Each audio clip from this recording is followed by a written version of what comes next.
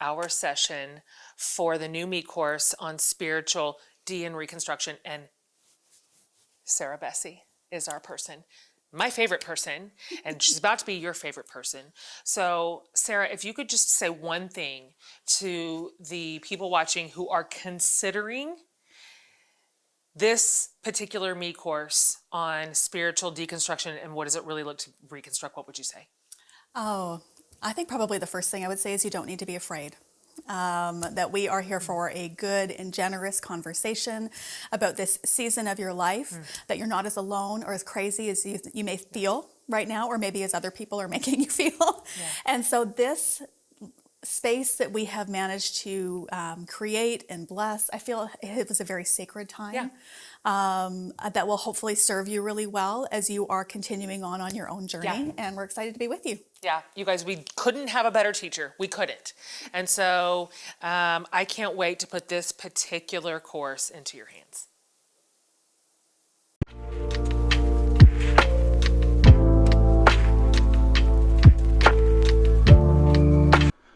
All right, we're going to talk about something that was in the news a little bit this past week with Jen Hatmaker, who was once a conservative Christian author, showing up in a New York Times interview to talk about her divorce from her husband as well as her deconstruction from the Christian faith. And I wanted to talk about this really for two reasons. Firstly, because it struck a personal chord with me because my family used to be family friends with the Hatmakers, and so I've been invested in their fall, as well as their story of deconstruction and really kind of where they've gone from being at what was at one point seemingly really solid to now basically, at least with her, a progressive Christian, if even that. And so wanted to talk about the interview, but also didn't want to just talk about the interview. I also wanted to talk about the issue of how can churches and Christians better help those who are deconstructing. And I think there's a good model for how we can do this in L'Abri and the ministry of Francis and Edith Schaeffer. And so in this video, kind of two parts, I want to talk about anecdotally the Hatmakers, and then also move to talk about the Schaeffers and L'Abri and how that provides a good model for how we can minister to those with questions and doubts, those who are deconstructing. And so that's kind of the gist of the video today. Now, I mentioned that Jen Hatmaker's interview on the New York Times struck a personal chord with me, and that is because, as I said, my family used to be family friends with the Hatmakers before they were big-time Christian authors, before they were, HGTV stars, before she was really one of the faces of deconstruction. We knew them and we were friends with them. I don't want to say that we were like super personal, close, best friend kind of thing or anything like that. But we became friends with them through adoption. Both of our families adopted from Ethiopia. My two younger brothers, Jake and Dagam, they're adopted from Ethiopia. So we got to know the Hatmakers through that, as they also adopted from Ethiopia. We built a connection there. I remember as a kid going to their church. I remember hanging out with their family. I remember spending time with their kids. I remember my mom going and doing like girls trips with Jen. My mom's name is also Jen, which is kind of funny. So we had a personal connection to them. And so it's been interesting knowing them before all of this happened to seeing where they're at now and just the big drastic difference that there is in their life and what they believe about God. And it's been a lot. It's been really sad to watch. I also remember I used to work at Lifeway, Christian bookstore, and for about almost 2 years before they closed the brick and mortar stores. I remember when corporate called in and was like, hey, go remove her books from the shelves. That was an interesting experience because it's like, all right, I get to be the one to go take her books off the shelf, and I know her. And it was strange. It was sad.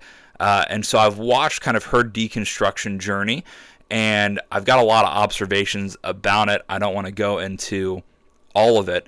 I will say that the way she's done it, I don't think is helpful. The way that she approaches trying to get other people to deconstruct, I don't think is helpful either. You probably, hopefully, didn't skip past the opening clip of of her talking about a course for how to deconstruct. Yeah, there's a lot of issues. I've been seeing more and more people proposing kind of different avenues for deconstruction, where it's like really like, oh yeah, chuck everything that has to do with Christianity. I've seen proposals on the issue where it's just kind of like, yeah, deconstruction's a bad thing, don't entertain it, as well as more middle of the road, balanced views of it, where it's like, all right, people are going to doubt and have questions. The church, Christian brothers and sisters, need to be equipped and ready to give answers. And I think that's really the right approach to the issue, which is what we're going to talk about whenever we get to talking about the Schaeffers and Labrie. But I did want to make one observation before we get to that on her deconstruction. And this is something that I see really largely in the deconstruction movement. You see a lot of people starting to deconstruct because of what I would call the extras or the non-essentials.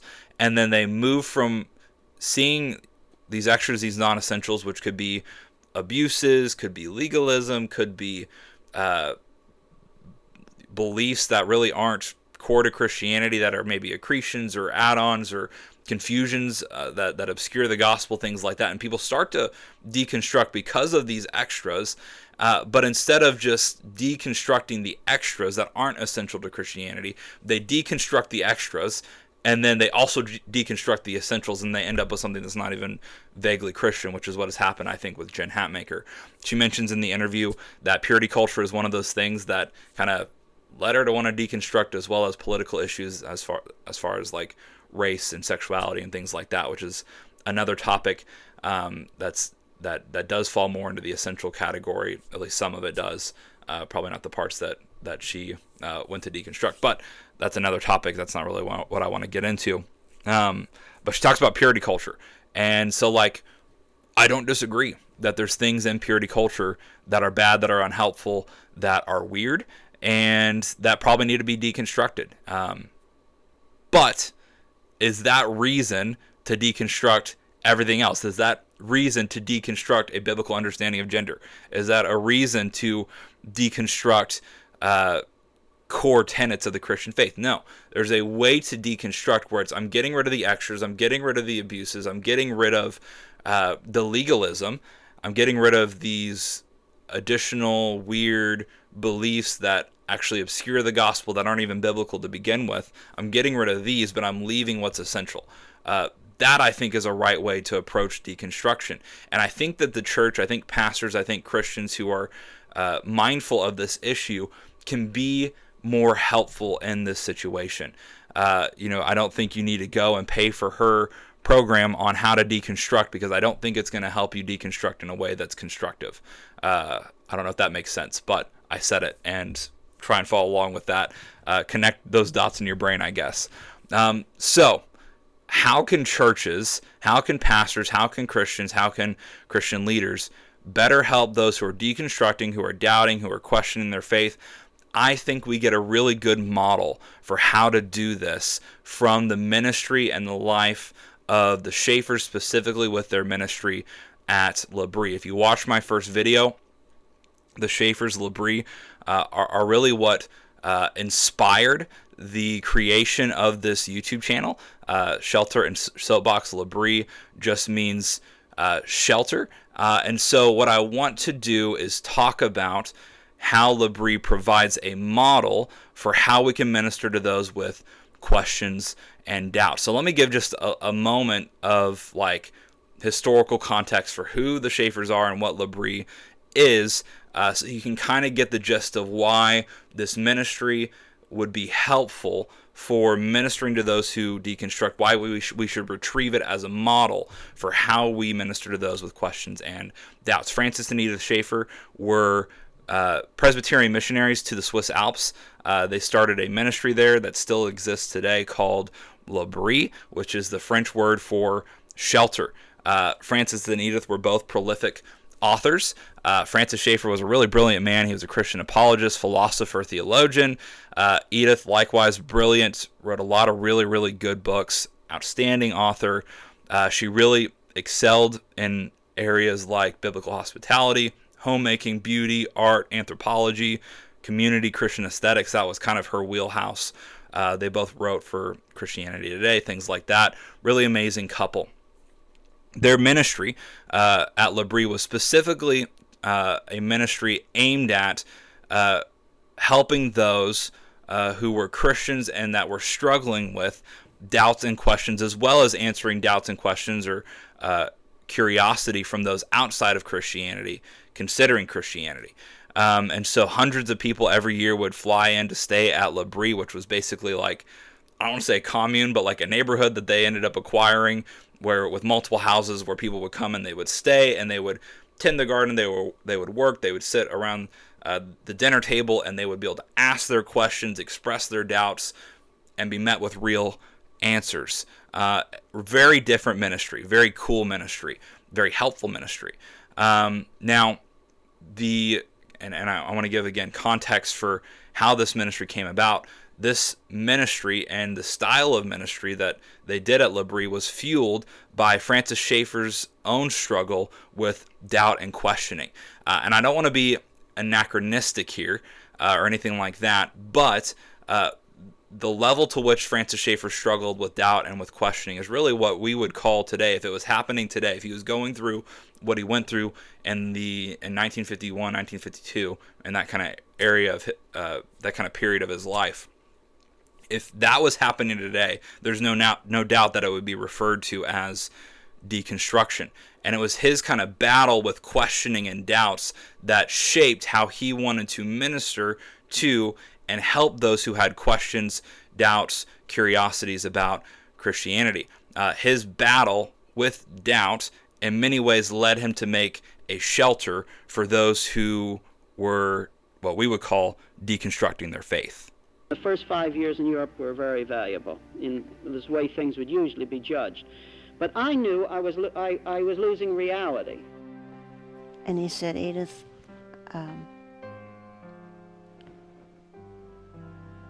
I want you to pray for me, but I know this is going to be hard on you. I want to go back to the beginning. I want to question the truth of whether the Bible is truly the Word of God, whether Christ is in fact the Son of God. I want to question the basics. But he wanted to be certain he really believed that this was truth. So off he went, and he walked. And we had a hayloft at that time above our chalet. And for hours I walked, I don't know how many days. And I would walk outside and come back and just pace in this and fight through what's wrong. Where's the reality? Where's the reality? And I saw this was related to the movement in which I was, and I would say now I think much of Christianity. Well, when he came to the end of his walking and in the attic on rainy days and outdoors on the other days, he came to the conclusion that yes, the Bible is true. And he used the couplet, true truth, to signify that he meant true. Now again, I don't want to be anachronistic here, but what Francis Schaeffer struggled with is, if we were to translate it to modern times, is what we call deconstruction today. He struggled with doubts, he struggled with questions about Christianity, about the faith. His struggle, his season of doubting and questioning spawned from a denominational crisis where he was part of a separatist group, a fundamentalist separatist group, and he saw the lovelessness and some of the bad fruit from peers on his side that really led him to question, why is Christianity not producing the fruit that the Bible talks about Christianity producing?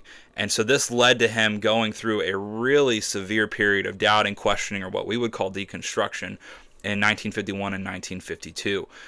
There's a lot of material on this that you can read about. He talks about it a little bit in True Spirituality, which is a book that he wrote that was basically like a summation of his thoughts and conclusions based on that period of doubting and Questioning. It's a really cool book. I recommend it.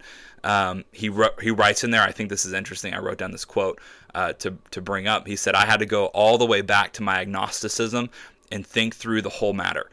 So he literally, like, it was such a deep period of questioning and doubting that he went back to being an agnostic, at least in the way that he was thinking. He didn't like stop being a Christian, but he went back to that space of thinking and then rebuilt his Christianity. Oops, slap my mic. Hope that didn't hurt your ears.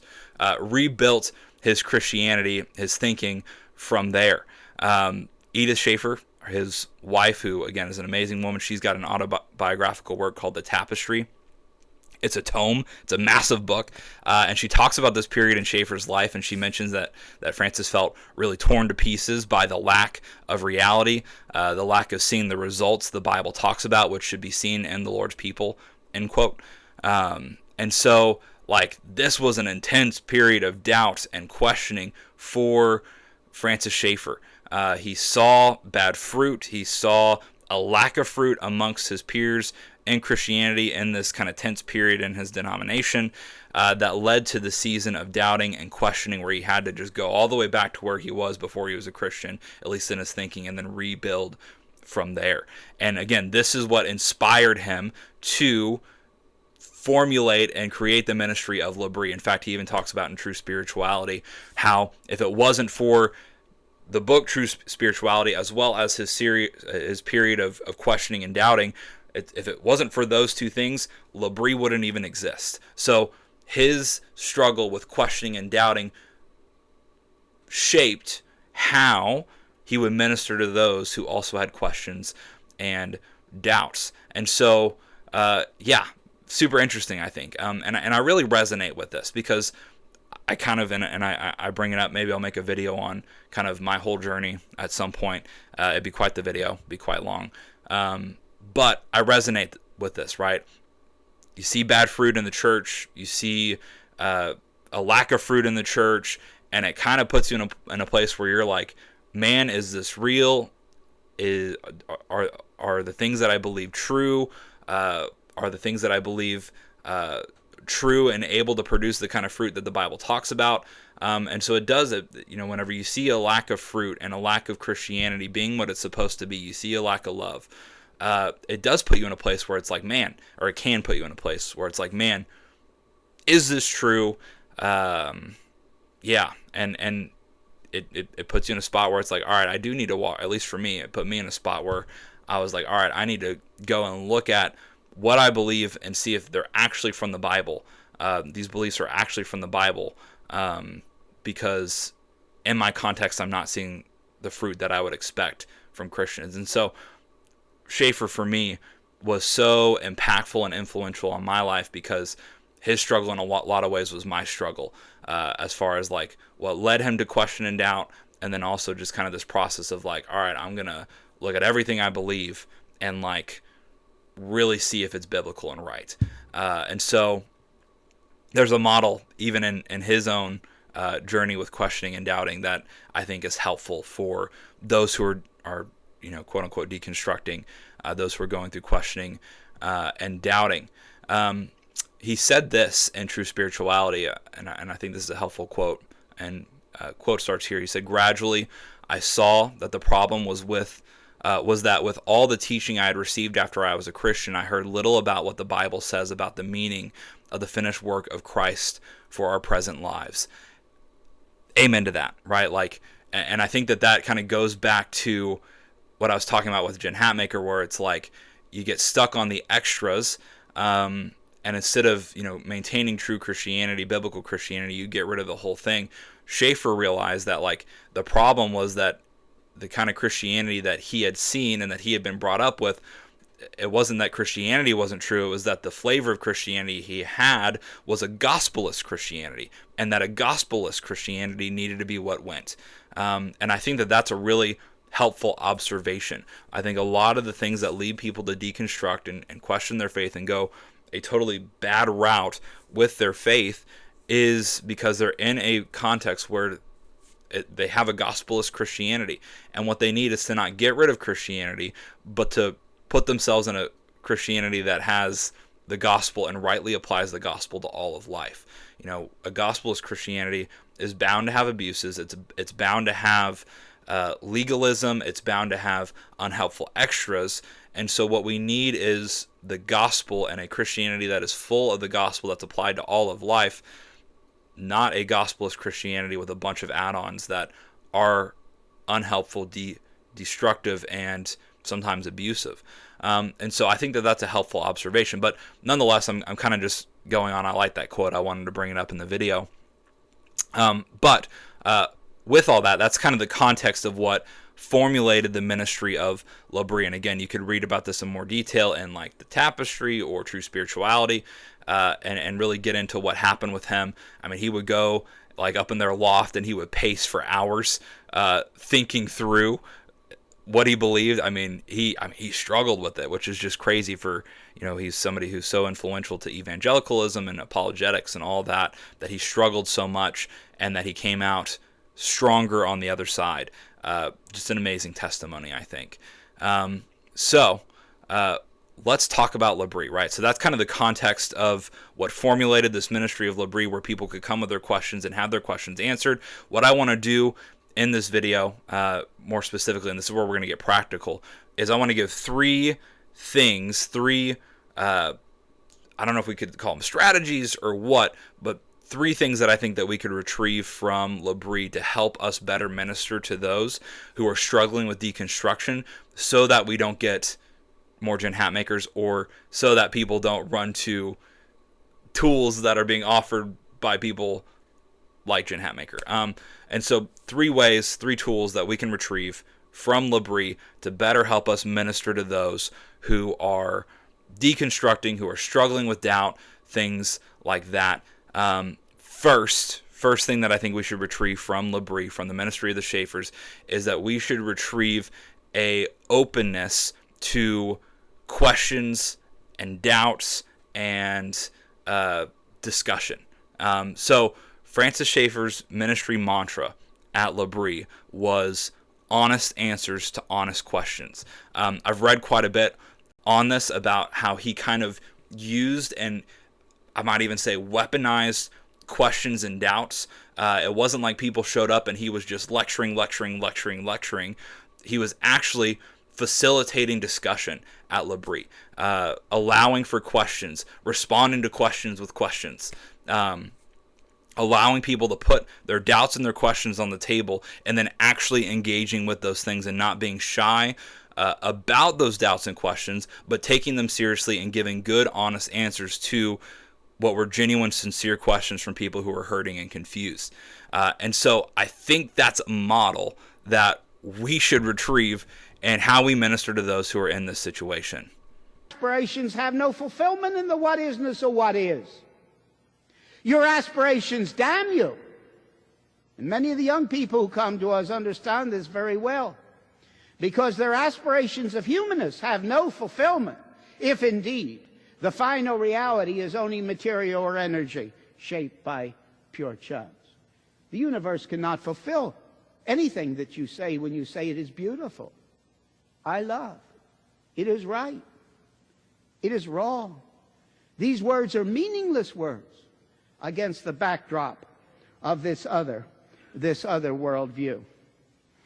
Edith Schaeffer has a book titled L'Abri, about L'Abri and that ministry and all that God did kind of through that, and how it was made and what led to it, and some of the really cool experiences that went on at L'Abri. And she talks about in the introduction of that book how the people who were coming to L'Abri were those who had questions and were hungry for answers.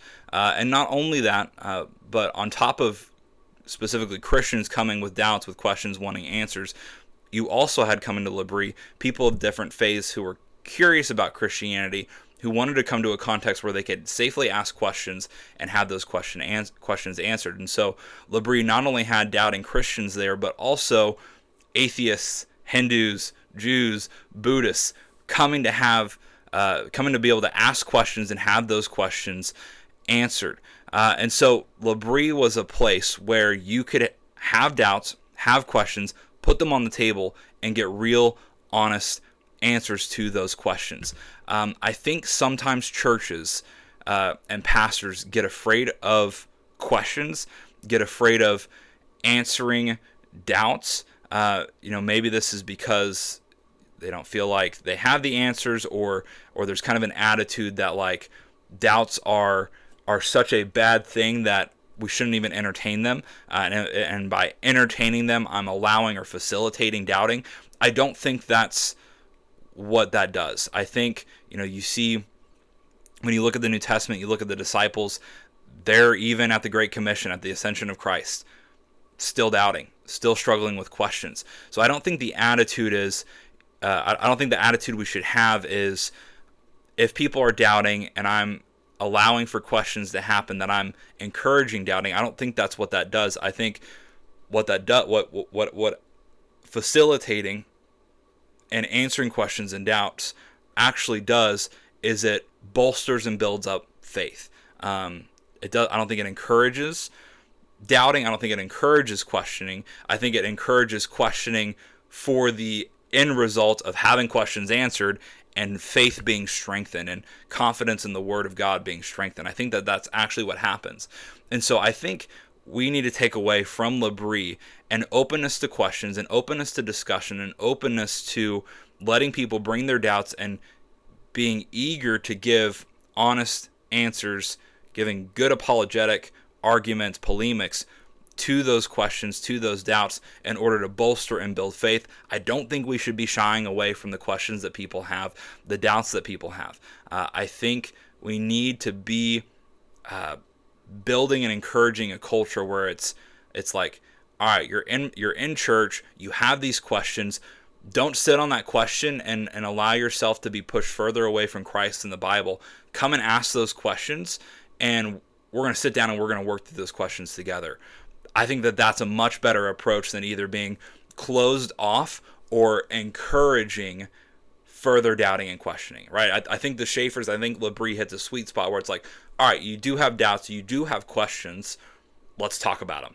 Like, that's I think a middle of the road way to deal with those who are deconstructing, deal with those who have doubts, deal with those who have questions. Let's not push them away and be dismissive, but also let's not encourage further doubting. Let's say, all right, sit down, hit me with your questions. I'm going to do my best to answer them. I think that's what Labrie kind of first off teaches us about how to deal with those, how to minister and love those who have questions and want answers. Let's facilitate a culture that's open to questions and doubts and giving good responses to those questions and doubts. Let's not be dismissive, but let's also not encourage deconstructing and doubting and moving away from biblical Christianity. Those are two ends of the spectrum that I think are unhelpful, two ditches on both sides of the road that I think are more damaging than helpful. I think Labrie gives us a model for a very healthy middle of the road kind of approach where let's sit down and talk about your questions. The Bible has answers. That's the way to approach it. So that's the first thing I think we should retrieve from Labrie. Second, I think we need to retrieve hospitality as the context for questioning. Now, a little bit of background will be helpful here. Labrie was not a seminary. It was a neighborhood. And I think that's really important for understanding why it was so successful and why it had the impact that it had on those who came to the ministry. Labrie was literally several buildings in Switzerland where people, university students, even presidents' wives came and lived and did life with the Schaeffers. These conversations that I'm talking about, these honest questions or these honest answers to honest questions, they happened while people were working in the garden with Edith or were sitting around the dinner table or the sofa with Francis. These discussions happened in the context of biblical hospitality. It wasn't just a lecture hall. It wasn't a Q&A panel. It wasn't the debate stage. Schaeffer's apologetic was so successful and so effective because it was in the context of biblical hospitality and love. What is the first thing you consider in looking at the Christian system? Begin with a God who is there. And one must always say this is the starting place. And the God who is there is not there because you think he's there or humanity thinks he's there, The whole point is he there objectively, is the way we'd usually say it, or is he not there? Now, there's only one fundamental antithesis in the universe that everything else hangs on, and that is that God is objectively there, whether we think he's there or not. If everybody in the world said he isn't there, it would make no difference whatsoever. Now, this is the beginning of all things. In other words, you're saying it's the very opposite of the concept of truth being in your own head. Completely opposite. Just completely opposite. And I think the Bible invites us to come and ask questions that would be based on the normal asking of questions of other areas, whether he's there or not. Now, the modern man who starts with chance, he must know the thing exhaustively before he can say he knows it. He's in a terrible mess because in the next second you might be something different. Now, however, if there is a God who is there and he knows things exhaustively, that's very different. We can know true truth. Now, this is where I would bring in true truth. We can know true truth without having exhaustive truth. But I'll tell you why I would insist that we can have more adequate knowledge that God is there than even you being there, my son. And that is the fact that if you were not there, or Edith was not there, or Jeremy wasn't there, if that were so, I would still have to deal with the fact that I am here. And if God isn't there, I have no explanation why I'm here. So I'm down really in the nitty-gritty of the very basis of human existence and thought. I'm not saying now that people don't live in the light of the real existence. I'm saying they don't have any answer for living in it. I'm not saying that they don't have moral motions. I've said they do. But they have no basis for it. I'm not saying that the person with a non-Christian system, even a radically non-Christian system like Buddhism or Hinduism or the modern Western thinker, but the modern Western thinking of chance, they do know that you are there.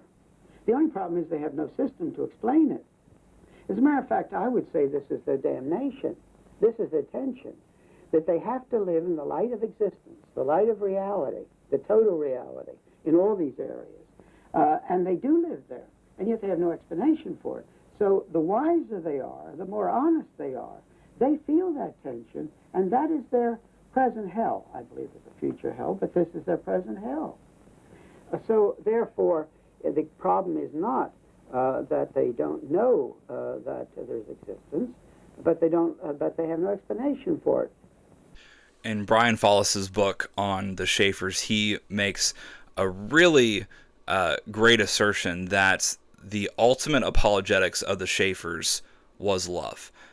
It was love, it was hospitality, that what made Francis's arguments compelling and so effective was that they weren't sterile, they were done in the context of love and hospitality, which was provided really by Edith Schaeffer. In the foreword to Labrie, Francis kind of talks about how Labrie was a two-sided coin, where he kind of provided the apologetics and the arguments, and Edith made the context of hospitality. And so, again, these conversations happened in the hospitable home neighborhood that Edith cultivated. And so, yes, they had these discussions. Yes, they talked about philosophy and apologetics and Christianity and the Bible and cultural issues, and they engaged in art and all sorts of different conversations. But all those conversations happened in the context of biblical hospitality and love. And so what Brian Follis argues in his book on the topic is that really it was love and hospitality that made their arguments, made the polemics, made the discussions so effective, because it became not just arguments, but what the Apostle Paul calls speaking truth in love. It was both. The arguments were better heard because of the context and authenticity of love and hospitality. And so as we minister to those with doubts and questions and things like that, we need to retrieve hospitality and love in the way that we engage those with questions, those with doubts, and really just generally in how we do apologetics. I want to say this carefully. I think modern apologetics have become really sterile. And what I mean by that is typically modern apologetics are kind of just in the context of, and I said this before, the debate stage, the Q&A panel, the academic YouTube video, and maybe a apologetic subpoint in a sermon, and that's kind of it. I think that's too sterile. I think we need to retrieve labrie. I think we need to retrieve hospitality and love in our apologetics. Let's not just do apologetics and answer questions, answer doubts in the format of like a formal debate or a formal argument or a Q&A panel. Let's answer questions and do apologetics around the dinner table. Let's do it around the couch, around the coffee table, right? Let's bring hospitality and love into our apologetics because, again, kind of like Brian Fallis said in his book, that's the ultimate apologetic. That puts flesh on the bones of the argument, so to speak.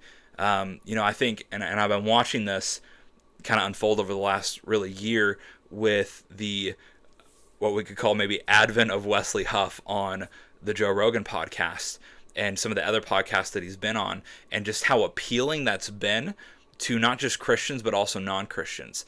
And I've been thinking about that. Why is that? Why has that been so appealing to people, those conversations? It's not like his arguments hadn't been available before and things like that. And I think one of the appeals that I've seen, or something that's been appealing, or something that is appealing in like Wes Huff appearing, and I'm just using him as an example, and Wes Huff appearing in these different podcasts, is that there's something hospitable about a podcast, right? Like, we're just two dudes sitting down and we're hashing it out and we're talking and we're joking, and it's casual and it's long form and it's not scripted and it's authentic, and people are drawn to that. And I think we're seeing that where, he sits down with, 4 other dudes and talks about Christianity, and they can ask questions and he answers them, and it's fun and it's chill and it's laid back and it's not argumentative, but it's done in the context of like, let's sit around the coffee table, sip on our coffee and talk about this, and you throw whatever out, and there's been, you see an appeal in culture towards that kind of apologetics, and I think the response that we've seen to, again, specifically Wes Huff on like Joe Rogan and other podcasts like that, is partly because of that. Obviously, he's a talented apologist and he's giving good arguments, but there's something appealing about like, let's just sit down and have a real conversation and actually care about each other and spend time together. It's not scripted, it's not sterile, it's real. I think that plays into what we see at Labrie, where it's, let's do life together, let's sit down and talk together, let's have dinner together, let's share a meal together, ask your questions, I'm going to answer, I'm going to show you love, I'm going to be hospitable to you. It puts meat on the bones to our arguments. Let's retrieve hospitality and love in our apologetics. So that's the second thing that I think we need to retrieve as we do apologetics, as we minister to those with questions and doubts. We need to retrieve love and hospitality. And just one more comment here, and this is more so geared towards pastors. Don't forget that 1 Timothy chapter 3 lists hospitality as one of the qualifications for being a pastor. If you're not having people in your home, if you're not sitting down and having lunch with people, you're failing one of the qualifications of being a pastor. This is something pastors should be doing. I'm amazed in, like, specifically Bible Belt culture, how excluded pastors often are from the rest of their congregation. How it's like there's the congregation and then there's the pastor, and you never don their door. That you never get invited over for lunch or anything like that. I've seen that a lot in a lot of different churches. That's unbiblical. That's disqualifying. And if pastors specifically will retrieve hospitality and let people come to their house, go and get lunch with their parishioners, get coffee, let them ask questions. I'm not saying that'll fix deconstruction, but I think it'll help. So anyways, that's just kind of a bonus point. Last, let's retrieve from Labrie an eye for beauty and an embrace of beauty.